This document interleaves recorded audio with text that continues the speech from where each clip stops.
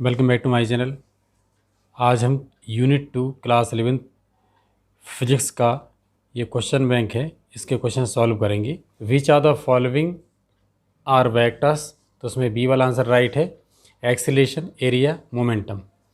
Next, resultant of magnitude of two vectors is equal to magnitude of their sum, which of the following is true, तो उसका answer आएगा D. Angle between both the vectors is equal. तो दिया क्या है, magnitude of resultant of two vectors is equal to sum of their magnitudes. तो resultant का formula ये है, और ये प्लस भी लिख दिया हमने, यहाँ दोनों साइड की स्क्वायरिंग कर दी। इसको सॉल्व कर लेंगे तो थीटा इक्वस टू आ रहा है हमारा क्या, 0 डिग्री। ऐसे ही सॉल्व हो जाएगा।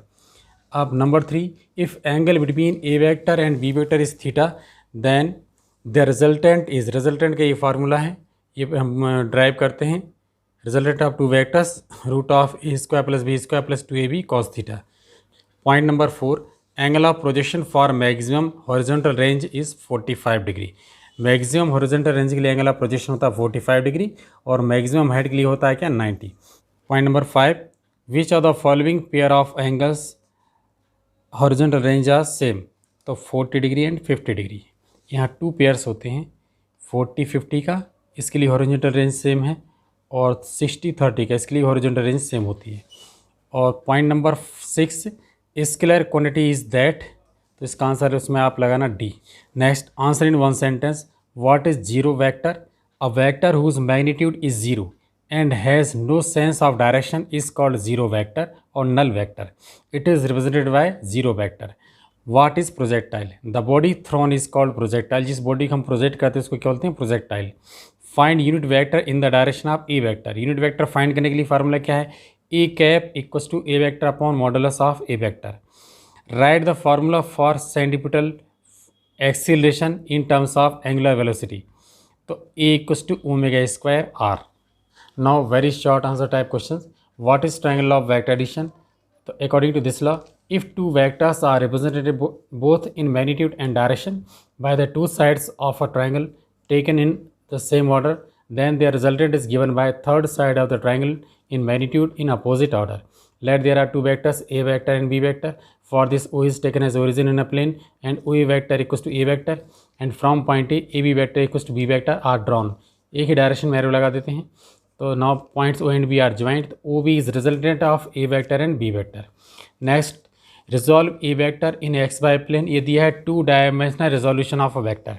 Late A vector is a vector which is to be resolve into 2 perpendicular components. तो in a plane O is taken as origin and O P vector equals to A vector is drawn from point two 2 perpendicular axes OX and OY are drawn from point P. PM perpendicular to OX and PN perpendicular to OY are drawn. ठीक है। Let components of A vector along x and y axis are ax vector and ay vector respectively. Then OM vector equals to ax vector and ON vector equals to ay vector. तो OP vector equals to OM vector plus ON vector, और A vector equals to AX vector plus AY vector. If unit vectors along x and y axis, इस direction में unit vector क्या suppose I cap, और यहाँ क्या suppose किया अपने जे cap. तो अपन क्या करेंगे, वेक्टर्स हटा देंगे और इनकी प्लेस पे लिख देंगे आई कैप, और यहाँ लिख देंगे क्या, J cap. What is unit vector? A vector of unit magnitude is called unit vector. Unit vector along the direction of A vector, A cap equals to A vector upon modulus of A vector. 3 axes होती हैं X Y Z.